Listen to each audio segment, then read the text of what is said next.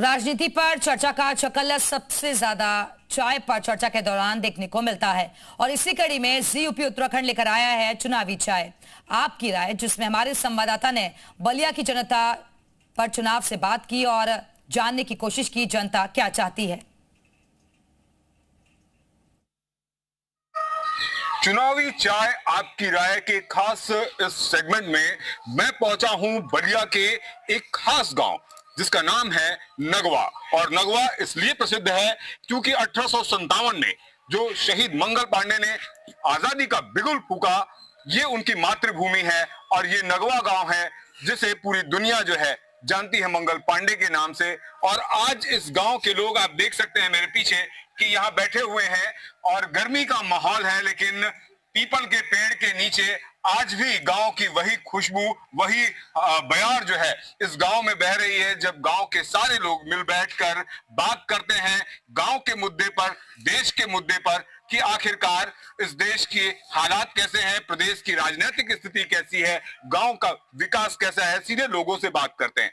जी, जिस तरीके की खबर आ रही है कि चुनाव जो है वो फरवरी में मार्च में चूंकि जनगणना होनी है, लिहाजा पहले भी हो सकता है नवंबर दिसंबर में।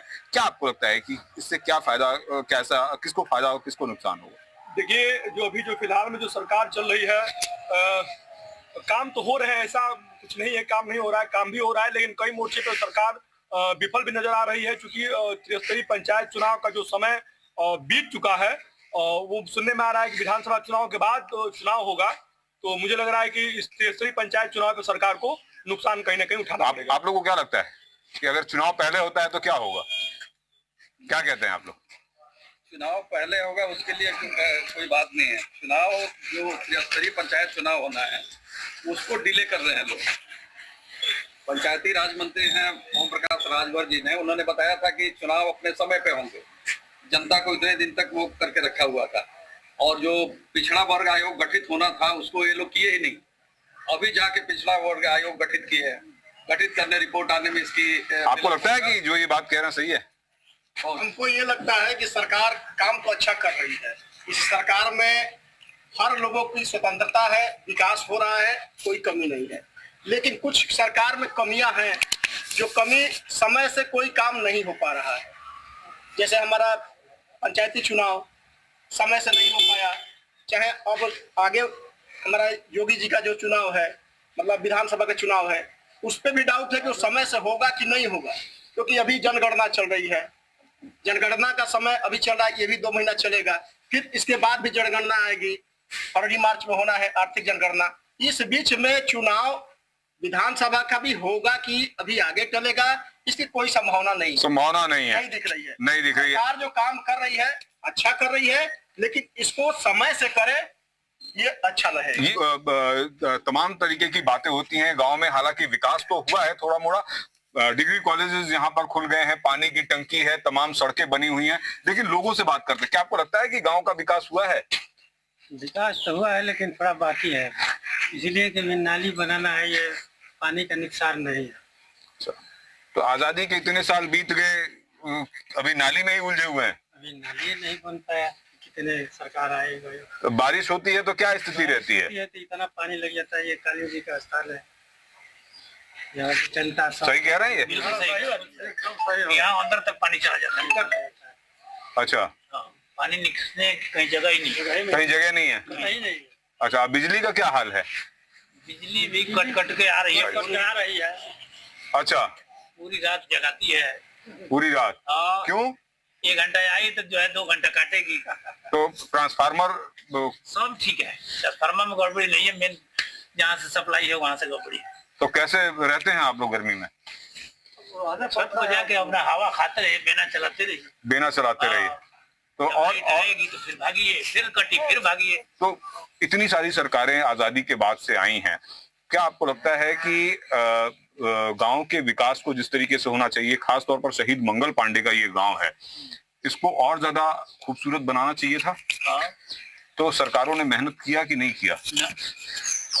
स्कूल कॉलेज खुलवाने से नहीं, मंगल पांडे के नाम को उनके अनुरूप गाँव की व्यवस्था नहीं है।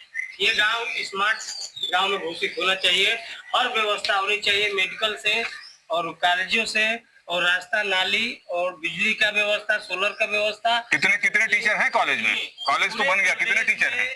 कोई भी नाम बहुत कम टीचर है। कितने कितने? बहुत कम, 4 या 5 टीचर है। 4 टीचर है, 4 अच्छा, टीचर। डिग्री कॉलेज में। डिग्री कॉलेज है, महिला महाविद्यालय है यहाँ पे खुला है, जो हमारे विक्रमादित्य वो जो नाम लिया जाता है माध्यम से मंगल पांडे का, दिया था। क्रांतिकारी उस मंगल कॉलेज पांडे में के अनुरूप इस काम समझिए कि का 3 या 4 टीचर है। हम्म। अब वो क्या पढ़ाते हैं, छात्राएं इतनी है जब कहिए मत। मतलब स्टूडेंट ज्यादा हैं और टीचर इतने कम हैं कि जो है वो व्यवस्था ही नहीं चल पा रही है। चल पा रही है। अच्छा अच्छा, अब एक चीज और जानना चाहूंगा आप लोगों से कि इधर लोग बैठे हुए, पानी की टंकी है कि नहीं है? पानी की टंकी है लेकिन पीने वाला पानी नहीं है वो। अच्छा, पानी की टंकी है लेकिन गंदा पानी आता है। क्यों? हाँ हाँ, तो पानी का रंग जो का तो कोई रंग होता नहीं है, तो यहाँ किस रंग का आता है पानी? से मतलब ये पानी पीला हो जाता है। अच्छा, तो हर घर जल योजना भी चल रही है, तो उसका कुछ है क्या आपके यहाँ? टोटल वही पानी हर घर आता है लेकिन वो पीने के काम नहीं आता है। अच्छा, हाँ, वो सिर्फ जो है आप गाय भैंस धोइए, द्वार पर छिड़किए, नहाइए, वो काम हो सकता है, वो टाइम पे नहीं मिलता। अच्छा, हाँ, जब चाहिए तब नहीं आएगा पानी। अच्छा, गांव की सड़कों का क्या हाल है, गलियों का? गली में खनिजा वगैरह तो बिछे हैं लेकिन पानी का निकसार नहीं है, तो बारिश में सब ऐसे हिलते रहिए पानी में हिलते रहिए। अच्छा अच्छा, मैं आप लोगों से जानना चाहूंगा कि गांव में जो है क्या कोई हॉस्पिटल की व्यवस्था है? इतना प्रसिद्ध गांव है, मंगल पांडे से जुड़ा हुआ गांव है, क्या कहना चाहेंगे? क्योंकि सर हमारे यहाँ पूर्व में जब जो स्मारक परिसर मंगल पांडे जी का जो बना हुआ है, स्मारक परिसर का जब नवनिर्माण नहीं हो रहा था, तो बगल में शिवपुर दियर ब्यासी एक गाँव पड़ता है, वहाँ पे राजकीय आयुर्वेदिक चिकित्सालय पहले संचालित होता था। क्योंकि वहाँ पे अस्पताल की अपनी जमीन नहीं है, तो अस्पताल आकर के मंगल पांडे स्मारक परिसर में अस्थायी रूप से शिफ्ट हो गया था। लेकिन जब नवनिर्माण का कार्य चालू हुआ तो भी अस्पताल फिर पुनः शिवपुर दियर ब्यासी में चला गया। दिक्कत होता है? बहुत दिक्कत होती है सर। कितना दिक्कत होता है? कभी आप लोग फंसे कि जो है रात में किसी की तबीयत खराब हो गई? हमेशा फंस जाता है सर हम लोग इसके लिए। अच्छा, क्या होता है? बलिया जाने के लिए जैसे हम लोग यहाँ जाते हैं तो 6 किलोमीटर, और यहाँ अगर दोपहर जाते हैं तो 4 किलोमीटर। महिलाएं जैसे डिलीवरी का होता है, समस्या बढ़ जाती है 12 बजे, 1 बजे, 2 बजे। हॉस्पिटल की व्यवस्था तो होनी चाहिए। अच्छा, तो हम सरकार से आपके माध्यम से मांग करना चाहते हैं कि जिस समय इस देश में कोई आजादी के बारे में सोच नहीं रहा था, उस समय हमारे मंगल पांडे जी ने अंग्रेज के सीने पे गोली मारकर और यह दिखा दिया कि आजादी मिल सकती है। वह प्रथम क्रांतिकारी का यह गांव है। इस गांव, उस प्रथम क्रांतिकारी के गांव के हिसाब से हमें कुछ नहीं मिलता।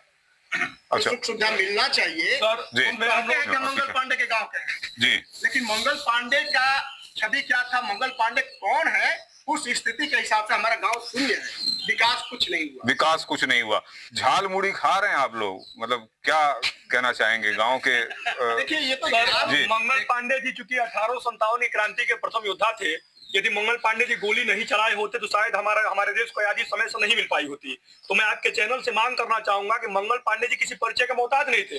हालांकि उनके सम्मान में कई कार्यक्रम या फिर मंगल पांडे स्मारक परिसर का नवनिर्माण हुआ, या फिर 2005 में तत्कालीन मुख्यमंत्री माननीय मुलायम सिंह यादव जी ने प्रतिमा का लोकार्पण किया।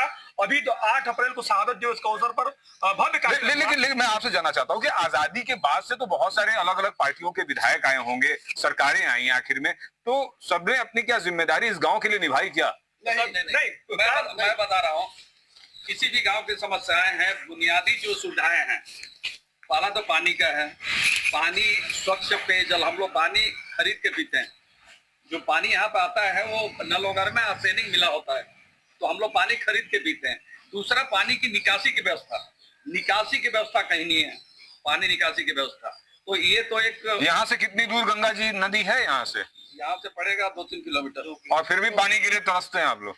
जी, स्वच्छ पानी के लिए। स्वच्छ पानी के लिए। अब देखिए, तो अच्छा, गांव में हैंडपाइप कितना सरकारी चल रहा होगा अभी भी? पाइप का पानी नहीं, वो भी पीने आर्सेनिक की समस्या है। आर्सेनिक की सबसे बड़ी समस्या है। अभी देखिए यहाँ पर झोलिया गाँव है, जो भरत सिंह ने अपना जो कि लिया था, गोद लिया था, यही वहाँ पर टंकी लगी है। वो पानी पीने वाला आता है, नहाने, पीने, खाने, बनाने, सबके लिए वो पानी स्वच्छ आता है।